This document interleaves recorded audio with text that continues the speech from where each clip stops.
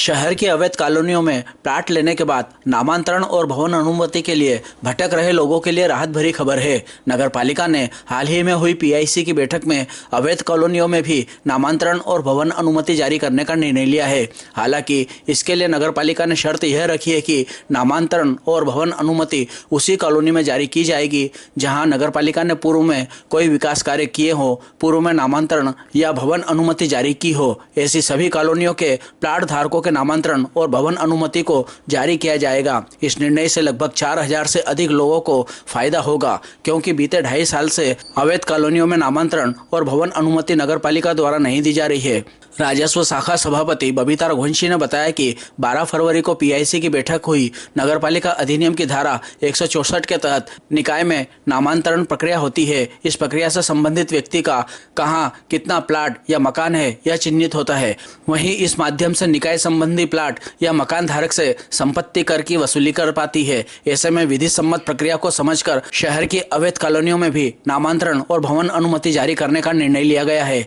इसके लिए बकायदा प्लाट या मकान धारक से शपथ पत्र भी लिया जाएगा, जिसमें स्पष्ट रहेगा कि अगर प्लाट या मकान पर कोई न्यायालयीन आदेश होता है तो यह नामांतरण और अनुमति स्वतः ही निरस्त हो जाएगी। नगर पालिका अध्यक्ष व सांसद प्रतिनिधि ओपी गहलोत एवं प्रकाश जैन ने बताया कि बीते 2.5 साल से नामांतरण और भवन अनुमति के मामले अटके हुए थे। प्रशासक काल के दौरान अधिकारियों ने मौखिक रूप से ही तुगलकी फरमान जारी किए थे।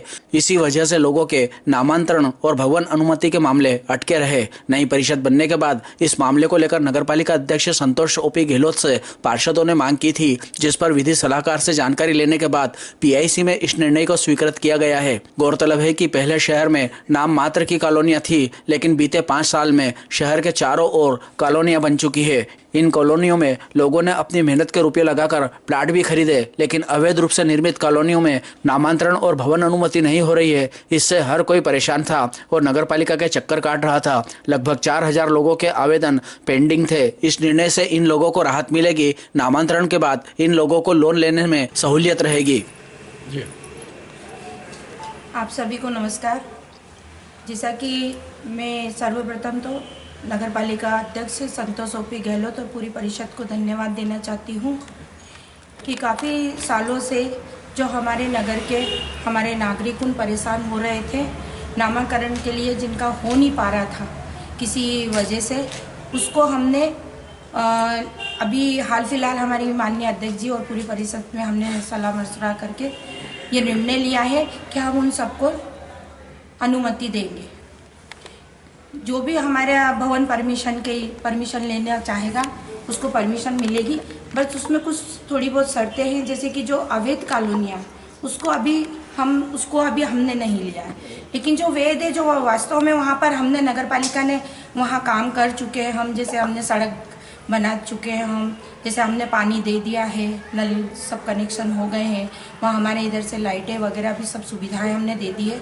हम उन सब कॉलोनियों को वैध अनुमति देने का हमारा निर्णय हमारे अध्यक्ष जी का जो सराहनीय है, और उसके लिए मैं अपनी राजस्व सभापति होने के नाते मैं हमारी नगर पालिका अध्यक्ष जी को धन्यवाद देना चाहती हूँ। जय हिंद, जय भारत। नाम बताइए ना, ऐसी कौन सी कॉलोनी है जहाँ पर आपने ऐसे नाम बताइए। एक उसमें ये है शरद भैया, लाइन नाम की डेफिनेशन एक लाइन में हम क्लियर कर देते हैं। पहली बात तो ये कि मैं आपको पूरा डिटेल में ब्रीफ करता हूँ। नगर पालिका अधिनियम की जिस धारा के अंतर्गत हम नामांतरण करते हैं, उस धारा का हमने हास नहीं होने दिया है। वो धारा हमको कहीं भी किसी तरीके से बाधित नहीं करती है। वो धारा 164 सिर्फ हमको यह कहती है कि हम नामांतरण करें। उस नामांतरण में कोई नियम शर्तें वगैरह कुछ भी नहीं है।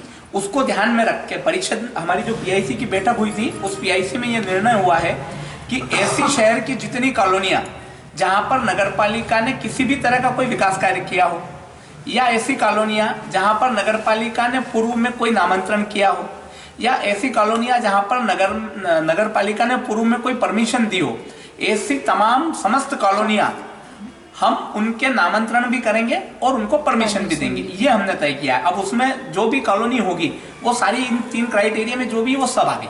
नहीं, अब आपने जैसे यहीं पर जैसे विरोधाभास हो गया, आपने वार्को कॉलोनी में 23 लोगों को परमिशन दी, बाद में आप कर रहे हैं ना। सुनिए पहले मेरी बात, परमिशन दी, बाद में उसकी जांच हुई, उसको अवैध बताया आपने, नामांतरण सारे रोके आपने, ठीक है, बिल्डिंग परमिशन भी आप बाद में नहीं दिए, अब वहाँ क्या होगा? शरद भैया उसी को तो ठीक किया है ये वहाँ तो नगर पालिका ने सड़क बिजली कुछ भी नहीं करा ना। अरे मेरी बात नहीं समझ रहा, पहले हमने वहाँ अनुमति दी है ना, हमने अनुमति दी है ना, हमने वहाँ नामांतरण किया है, तो उस क्राइटेरिया में तीन चीजें हैं जो क्राइटेरिया में शामिल करती है। पहली चीज, अगर हमने कहीं कोई निर्माण किया है, नगर पालिका का अगर एक पैसे का भी निर्माण होगा, हम वहाँ अनुमति भी देंगे, हम वहाँ पर नामांतरण भी करेंगे।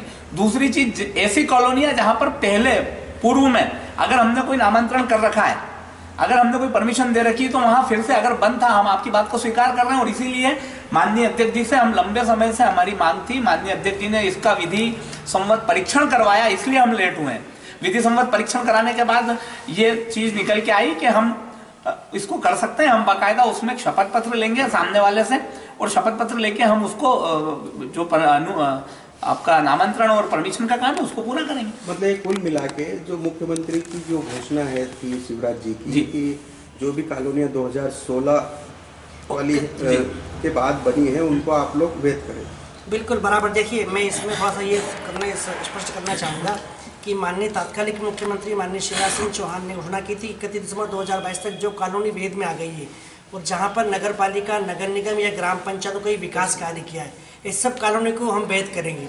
क्योंकि उस समय माननीय नए मुख्यमंत्री मोहन यादव जी आ गए, वो प्रस्ताव कैबिनेट में आएगा, जब होगा तब करेंगे। लेकिन चूंकि नगर पालिका स्थानीय सरकार ने आम जनता के हित के लिए निर्णय लिया है, पीआईसी में निर्णय लिया और उसके एवज में हमने हमारे माननीय विधायक डॉक्टर तेजपाल चौहान साहब ने भी कहा है कि आप पत्र लिखिए। हमने माननीय कलेक्टर महोदय को पत्र लिखा है और ऐसी कॉलोनियाँ जैसे प्रकाश जी बता रहे थे अभी कि जहाँ हमने पहले निर्माण कार्य किया है, विकास कार्य किया है, या जहाँ पहले हमने अनुमति दी है या जहाँ हमने नामांतरण किया है, इन तीनों क्राइटेरिया को मानते हुए हम माननीय कलेक्टर महोदय को हमने जो अनुमति पत्र भेजा है उसकी अनुमति के इंतजार प्रतीक्षा में हम ऐसी कॉलोनियों को, सब कॉलोनियों को अनुमति भी देंगे, वहाँ नामांतरण भी करेंगे और विकास कार्य भी करेंगे। मतलब बिरला ग्राम में भी आपने नल कनेक्शन दिए, सड़कें बनाई, वहाँ भी सब आप सबका नामांतरण कर दें?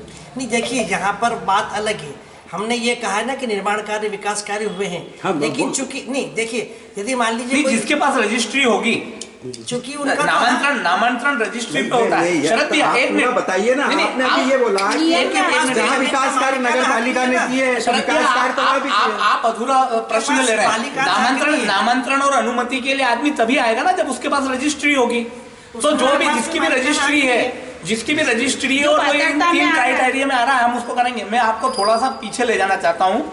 मैं दो बातों पर आपका ध्यान आकर्षित कराऊंगा इसमें। एक तो जो मैं धारा 164 का कह रहा हूँ जिसके अंतर्गत हम नामांतरण करते हैं, और दूसरी बात यह कि जो 2.5 साल का प्रशासकीय कार्यकाल था, मुझे कहने में कोई गुरेज नहीं है, अधिकारियों ने दादागिरी करके नामांतरण बंद करे थे।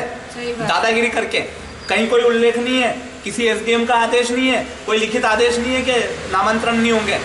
उनकी हठधर्मिता को इस पीआईसी ने, इस परिषद ने तोड़ने का काम और व्यवस्थाओं को ठीक करने का काम किया है। हम नई व्यवस्था सिर्फ ये लागू कर रहे हैं कि बीते 2.5 सालों में जो प्रशासकीय कार्यकाल में जो प्रशासक के तुगलकी फरमान के कारण, मैं रिपीट करता हूं अपनी बात, प्रशासक के तुगलकी फरमान के कारण इस शहर की जनता जो परेशान हो रही थी, उस परेशानी को खत्म करने का काम हमारी पीआईसी और परिषद करेगी। प्रशासकीय कार्यकाल का पहले का काम उठा के देख लो, उस समय नामांतरण हुए, एक 2.5 साल का कार्यकाल आया। इससे लोगों को यह भी पता चलता है कि नगरपालिका और दूसरी संस्थाओं में जनप्रतिनिधियों की जरूरत क्यों है, जनप्रतिनिधि क्यों होने चाहिए। ये माननीय पत्रकार बंधु, ये बड़ा कारण है। आप अगर सोचो, अगर उस समय कोई जनप्रतिनिधि उस परिषद में होता तो इस तरह के तुगलकी फरमान को लागू नहीं होने देता, लेकिन परिस्थितियां ऐसी थी। मतलब कुल मिला के आपका कहना है कि जो भी प्रशासक का कार्यकाल था उसमें लोगों के नामांकन नहीं हुए। बिल्कुल, मैं तो कह रहा हूँ ना, मैं कह रहा हूँ तुगलकी फरमान था प्रशासक का, तुगलकी फरमान, उसने जनता को परेशान किया। आप मतलब कुल मिला के जो आपने निर्णय लिया है उससे मेरे ख्याल से 95% तक नामांकन हो ही जाएगी। हाँ भैया, जो बिल्कुल ही अवैध है, हम भी नहीं चाहते हैं कि एक आदमी कॉलोनी काट के मोटा पैसा कमाए और गरीब भुगते।